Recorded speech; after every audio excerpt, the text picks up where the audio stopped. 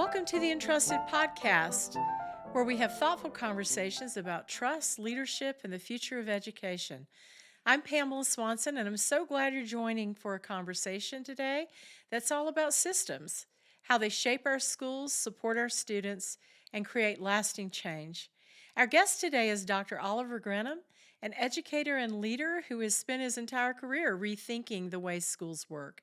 As the driving force behind Westminster Public Schools' personalized competency-based learning model, he has helped create a system where students move forward based on what they've learned rather than how long they've been in a classroom. It's a shift that puts students at the center of their own education and opens the door to deeper, more meaningful learning. Oliver's passion for continuous improvement and school transformation has earned him recognition across Colorado and beyond. He's been honored for his contributions to education, but more importantly, his work in making a real difference for students and teachers every day. Today, we'll talk about why the systems we build matter, how they can create more opportunities for learners, and what it takes to lead lasting change in education.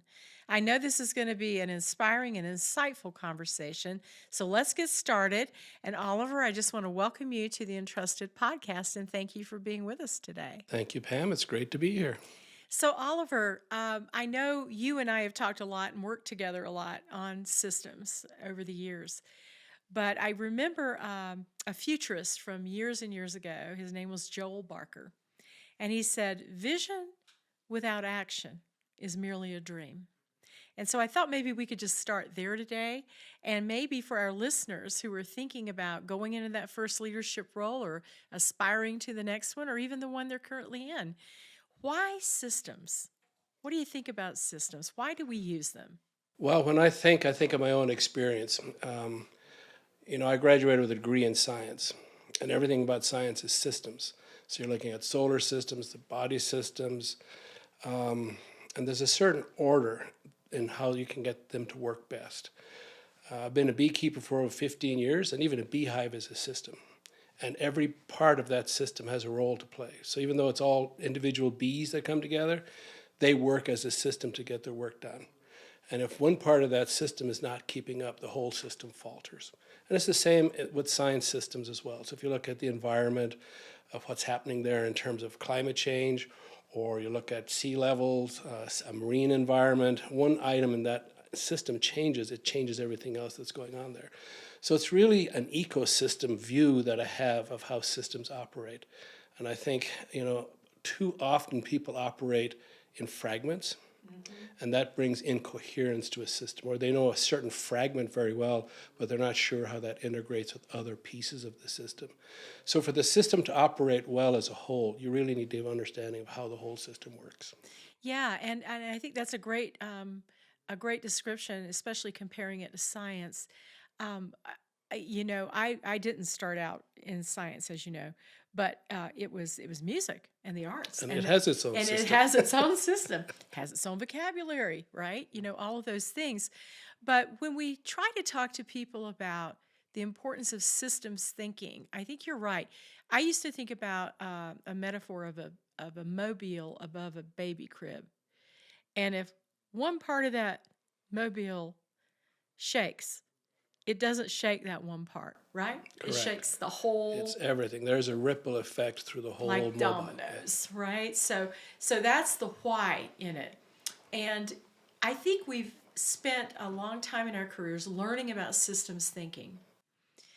And I think for our listeners and our viewers, talk about systems thinking for a minute, and maybe how people can really take a step back and think about that holistically, and then how do I think about that as I'm doing my daily work? Well, if we think about the area of education, a unit of that system is really the classroom that the teacher has control over. But then the individual students are also units in that classroom.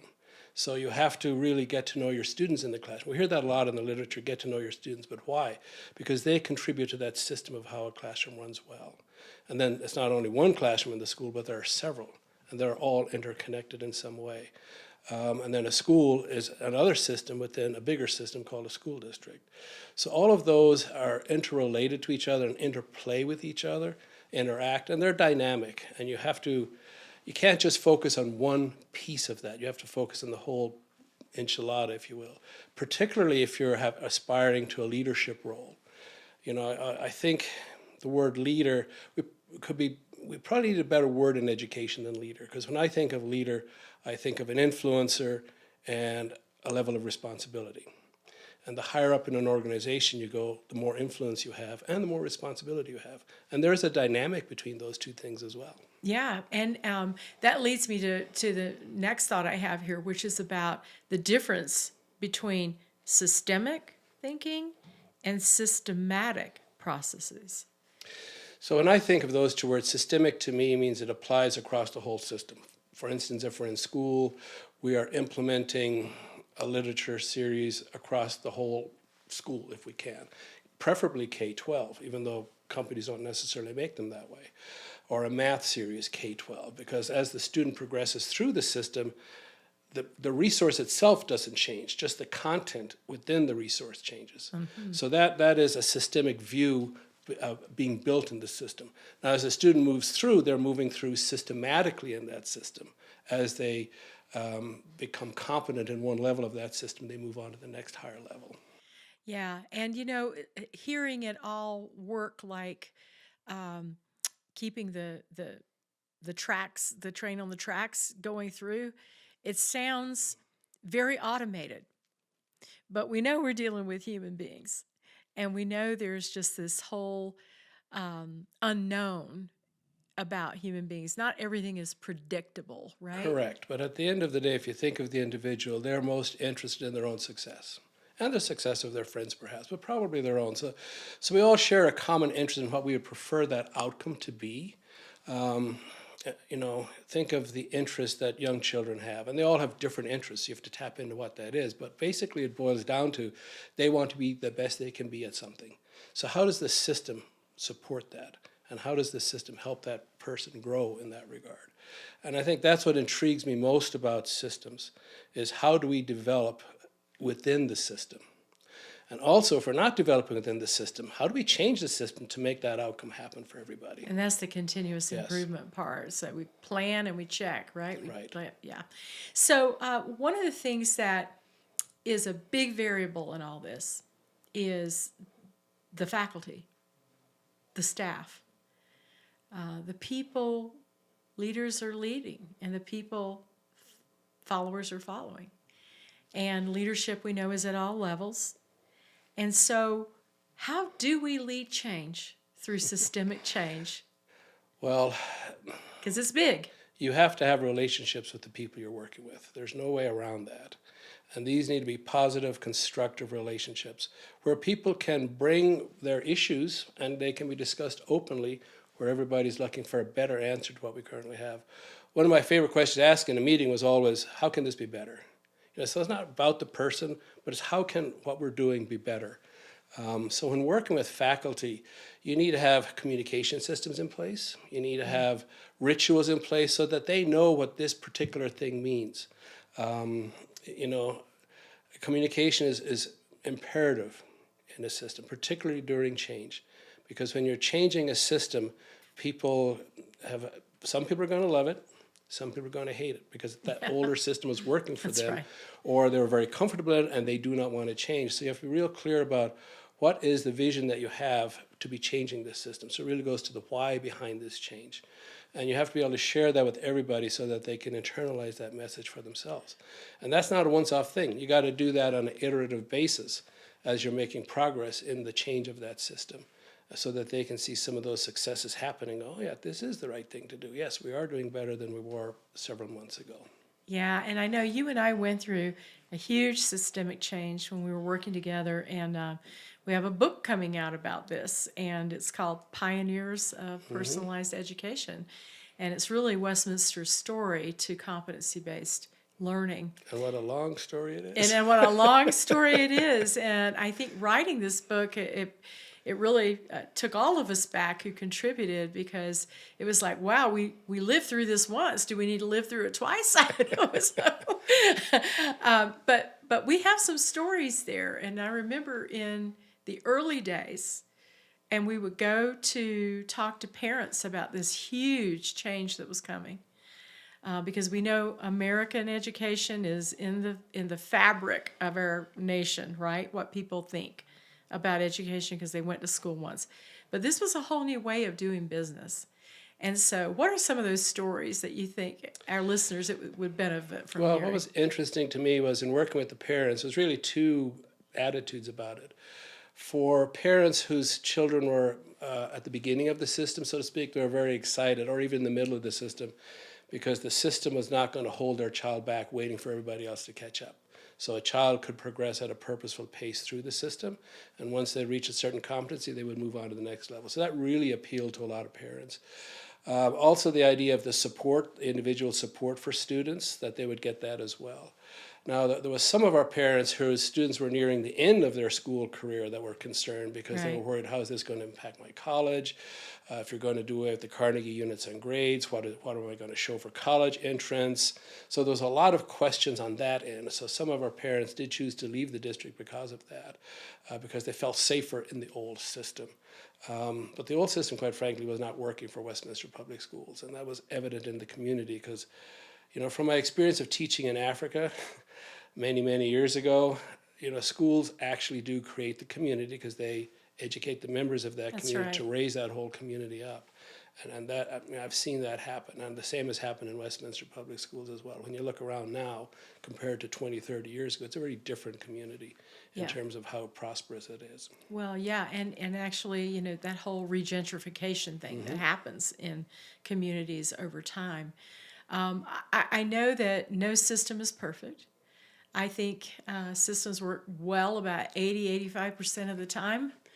And then you have these exceptions to the rules. And so anybody embarking on leading a systemic change, they need to be ready, I think. Yes, they do. So I think, if you're a new administrator coming into the role, let's say you move from the classroom to an assistant principal job or a principal job in a different school, you need to learn what that new environment is like, what's working well in that environment, what's not working well, and get to know the people in that environment at all levels, the classroom teachers, the custodians, the support staff, the kids, the parents, and the larger community before you start making substantial change there. I think many people have made mistakes, not novice administrators, but even some experienced administrators coming into a district, not taking the time to do that, and then flipping everything.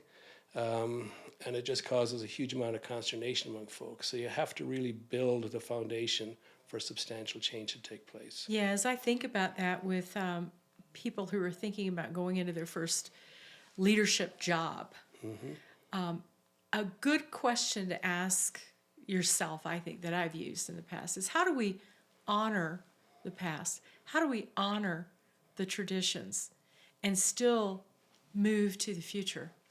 And there is an art and a science there, I think. Yeah. Well, like you said, good systems work 80 to 85% of the time. So even in the system that is, there are some good things in that system that are already working. So I think you take note of that and you honor that. You want to keep those pieces and bring them forward with you. So what's the bigger picture that you're going to change? Because if you're changing fragments, it doesn't really matter. It's not going to affect the right change in the end. Yeah, it has to be a holistic approach, I think. So and you have to understand why it's happening and what are the steps in leading out that particular change, because you can't just do it all at once either. Right. What are some of the moments when, and I can think of a few, but when we were leading this huge change in Westminster, that we said, oh man, and we did a presentation one time called The Good, the Bad, the Ugly. There was a lot of good. All the right reasons, but the devil's in the details, right? And that's what hung us up sometimes. I think when we embarked on this, there was hardly any literature about this, other than some references from the 70s, which was a totally different time. Nowadays, there's a lot of literature out there, including what folks have learned from Westminster Public Schools, that really guide people to the best thinking of how to construct a system without going through some of the mistakes that we made. As I look back, I think back to how we first started in terms of just working with our elementary and middle schools and leaving the high school out of the equation. That just created a schism, not only for the teachers in the situation, but also the students and parents. Because as the students moved up from 8th grade to 9th grade, then 9th to 10th and so on, that was hard for them as they were the leading edge of that change for 4 years in a row. Yeah, I've thought a lot about that because we started with a pilot. We thought we were doing the right thing, and a lot of professional development for everybody in the system. It didn't matter if you were the bus driver or the Right. teacher or the principal or a central office person. We all came at this as learners, but as we implemented, we thought it would be easier to go K-8 and then one grade level at a time at the high school, and that turned out to be the most painful experience yes, it in was. my Looking career. back now, I think a layered approach to full implementation would have been a better way to go. I Or think even a though, feeder system for larger systems, yeah, you maybe think? a feeder system, but then you've got families who've got kids at Kids in different both levels, and levels, that yeah. just ends up being confusing for a family if they've got kids at different levels. Is it fair to say maybe people have to look at the lessons maybe we've learned, and then if they want to apply something like that, to then think about what would be feasible in their own system? It doesn't have to be the same way that we did. They would have to look at their own system because every system is different. So, and that's one of the big premises of our model is every student is different and has different needs. So every right. school is different, has different needs, and so is every school district. So they would have to really think about what is it that they already have in place that is going to contribute to this. What do they need to change to move forward in a realistic way? I think for us as we move forward, and sometimes this is frustrating for me because the pace of change was slow in my opinion, as we allowed people to get caught up with the different aspects of the model. But that needed to happen given where we were. And they needed that chance to be able to do that. And also to know that bringing their concerns forward was a positive thing and not something that was looked upon negatively. So we built systems and structures to make that happen. But I do recall at the high school level when they were moving from their own personal private grade books Yes, yes. to a system view where the principal could see the grade book, their colleague down the hall could see their grade book, I could see their grade book. That had a lot of fear for folks because that was a totally new concept. And then it was using the software itself. People found that difficult at first. And people who actually tried it said, oh, it's not that big of a deal. It's just the fear of doing it that's stopping me from doing Learning it. something new, yeah. But they did come forward with that concern, and they said, well, we think we have a better way to do this grading stuff. And we did give them the grace to try out their way, and then within 2 years' time, they came back and said, our way didn't work. Can we get back in and do it the way the district's doing it? And I still think one of the most powerful things any leader can do in a school or school setting or school system is have your kids talk about it, right? Because the learners, the people who are actually receiving, the treatment, for example, and what we're teaching and helping them learn, they're the ones who tell the story best. They do. And now looking back, we have those pathways built. There's choice for kids within the system. So when we're starting out, that was not there. Yeah. And it was hard for people to see, these students, they need to have these skills by now so they can access the next level. And that was more plainly obvious at the high school level where a student would go, well, I'm interested in doing chemistry. But they were missing all of this prerequisite stuff that would take them quite a while to get caught up on. That doesn't really happen anymore. They're able to see, I want this career, I want to go do this in the Innovation Center. And they're already plotting their careers out much, much earlier. Whereas when I first started in the district, you'd ask a high school student, well, what are you going to do when you finish school? Oh, I don't know.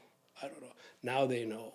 Yeah, and getting them a lot of credits for higher ed or wherever they're going, or stackable credentials before they leave is important. So they're ready for that world of work. So any system is going to have imperfections, I think. But I think that's where the continuous improvement piece comes in. Yeah. You have to, as a leader, be very conscious of, things change. The environment changes. COVID brought a big change. So there's always these external factors that happen and internal factors that happen as well. A leader in a school can change. And then, what lessens the momentum within that school.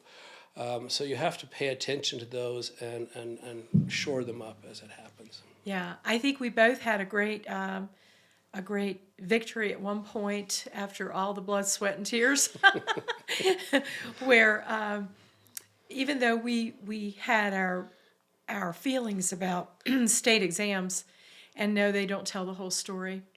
The school district was able to move beyond that and not be on an accountability clock any longer.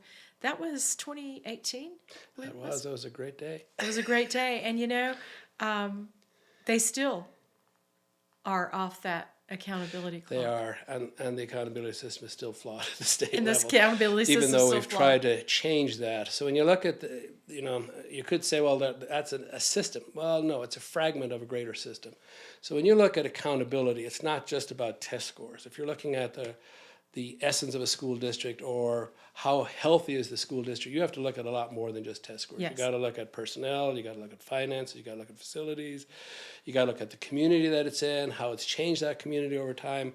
But when you have this one measuring tool to measure everybody that's different, it just is not a system in itself. That's right. And one size does not fit that's all. one of the Yeah. big flaws there. So local accountability movements are moving in that direction to take those characteristics into effect. And as you've heard me describe before, the fire departments, they have their own accrediting system, which takes those risk factors on the community into play.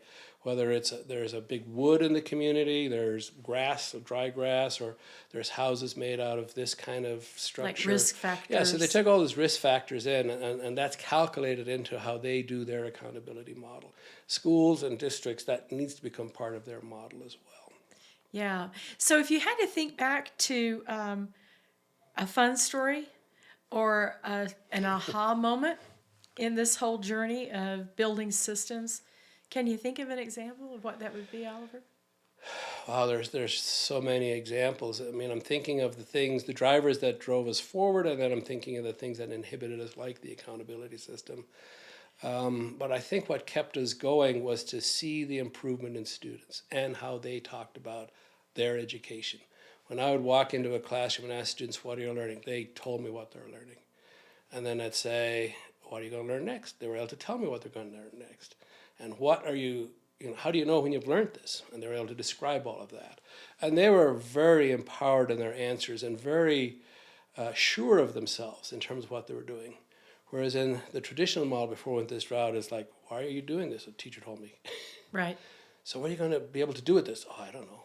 Right. So it's very much a compliance-oriented piece rather than this empowering piece that kids have.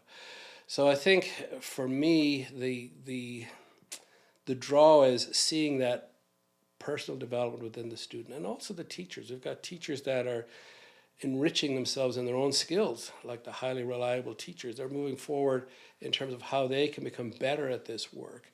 And principals in the same regard. So it really is about developing all of the people at the different levels within the system. Some of the pushback piece, I think we got a lot of pushback from the state in terms of they wanted things done a certain way that met their compliance indicators. Yeah. So it took us quite a while to work with them, to have them see the bigger picture. And some within the department saw the big picture right away and were very supportive of it. Others were more removed from it and didn't support it because they felt we were somehow making excuses about our scores that we had as a district. Or they got politically weak in the knees, Yeah. That's easy to do when you're going through change. So in our system at that time, we had a lot of students that were just coming to us behind. And it's like, you got to get time to get kids caught up. And kids need to be caught up by the time they're ready to graduate, or they can graduate early. And once the kids can see that path, they empower themselves. And I liken that back to my own experience. When I was in primary school, the last 2 years I was there, it was a small 2-room school in rural Ireland. And my teacher actually had Alzheimer's, but of course as students we didn't know that. And nobody in the community wanted to call that out because she's a respected person, very nice person. But that last 2 years I didn't learn anything in the school. And then I had to go on to a secondary level school. And there it's middle school and high school combined. And I realized very quickly, I don't know anything. Yeah. So I had to set about my own age. And there was no supports for me as a student to figure that out, or nobody called that out. It was just myself realizing this and how you have it within yourself to change what's happening. And I think that's the opportunity a competency-based system gives to the students that we have today and to the adults within that system. Yeah. You have that power within yourself to grow. Well, and even though the word system might sound big to anybody who's listening or viewing, it really gets down to politics are local, systems are local, and I think that progress you get at the most local level and solving problems at the most local level is probably one lesson I know I take away from all those years. But I want to ask you, if you had advice for any leader stepping into their leadership role or maybe looking to move to that next leadership level where they have a broader reach around systems, what would that advice be, Oliver? I think now, and I really wanted to have this when I was a principal. I tried to create this when I was a principal because there's so many things that happen within a school, and it's hard to figure out, well, what does this piece belong to? So I remember having this big spreadsheet with administrative stuff, managerial stuff, professional learning stuff, and had all these different categories, but it just became so unwieldy, it became unmanageable in the end. But what's available now, and Westminster Public Schools is doing this, is high reliability schools, and you've got the 5 different levels. And that provides a managerial structure for anybody, whether they're getting into school leadership or already in school leadership, that it provides a way to organize those managerial aspects of the school and yet drive learning at the same time. So I wish I had that when I sat in the principal's chair. I think as I've worked with a lot of new administrators, and it gives you those benchmarks, don't you think? Yeah, it absolutely does. So and it's a very data-driven process. But once you really get familiar with it, it really makes your life a lot easier. I've worked with a lot of newbie principals who may have struggled at the beginning of their career in terms of how do I make sense of this, because as a new principal coming into a school, everything is new. Right. Every situation is new. And you're at a high level of anxiety as a new administrator because you've not encountered this situation before. But as you get experience, some of those events have a cyclical attribute to them. So you get more experience with handling those, especially ones that involve conflict, whether it's conflict with a teacher, conflict with a student, or conflict with a parent, or the community in general. So you get to figure out what are the strategies that you would employ to do that. So I think it's also helping that person have the confidence to keep going. Because if they have the talent, they will get there. We can always teach them the technical aspects of stuff, like how to do HRS, that's a technical piece. But those people skills, that's where the soft skills really come into place. You have to be able to read a room. You have to be able to anticipate what people are thinking before they know they're thinking it themselves. And where those landmines are so you don't step on them, Exactly. right? What's the history of the school here that has happened before? All of those things help. But I think sometimes people are so hurried to move down the instructional track and that area, because that's, if you're coming from the classroom, that's your expertise. But that's one piece of expertise that you need in leading a school out. Yeah, and I think one thing I would add is ego is something leaders have to have in order to take the hits. Mm-hmm. But there are days when you need to leave that ego at the door, because at the end of the day, anytime you're leading change, you're learning, and you're a pioneer too. And just like the book title, with Pioneers of Personalized Education, which will come out in May. That'll come out in May. That's right. With Marzano Solutions, resources. And I think you have to leave the ego at the door, because none of us know it all. And none of us do it alone. No, you can't. Well, that goes back to the system piece. Where do you fit in that system to move everybody forward? So it's, when I was in college, teacher training college, the main prevailing idea was that we're going to teach you to be the best teacher there is. So you've had this competitive piece. A Lone Ranger piece, yes, too. Yes, the Lone right? Ranger piece. So it's like, well, I'm going to go in there and become that best teacher, so I'm the most popular in the school or the best in the school or whatever. It really doesn't work like that anymore. You have to collaborate with all the other teachers, and it's a team effort. It's a team sport. Yeah. And that goes back to the system, but systems are always moving forward too, because the environments around them are changing. So conditions change, systems need to upgrade, if you will. Yeah. Well, Oliver, I appreciate you spending so much time with us today, and I hope the people who are listening or watching gain something from this? Well, the last thing I would just say to the administrators who are aspiring for this journey, yes, you will have more influence the higher up you go within the organization, but you'll also have more responsibility. And those two you need to balance. Yeah, you do. You do. And we laugh about it, but it's true, right? So I believe that too. And anybody who's listening today or viewing, I just want to say thank you for spending a few heartbeats with us today. We're all issued a certain number of heartbeats, and you chose to spend some of those with us, and I appreciate that. I hope this has helped you. And I will put one more plug in for the book coming out. It's May 23rd, 2025, Pioneers of Personalized Education. And it's really the Westminster story. If you're interested in innovation and you're interested in building systems. And how change works. And how change works. That's exactly right. What I would say to you today is what I used to end every team meeting with. Rock on with your bad selves, because it's important work. You want a great story and an equally compelling book on innovation, education, and 2 decades in the pursuit of doing what's right for kids? Check out Pioneers of Personalized Education, Westminster Public Schools, and the Pursuit of Competency-Based Learning. Click below and pre-order your copy now.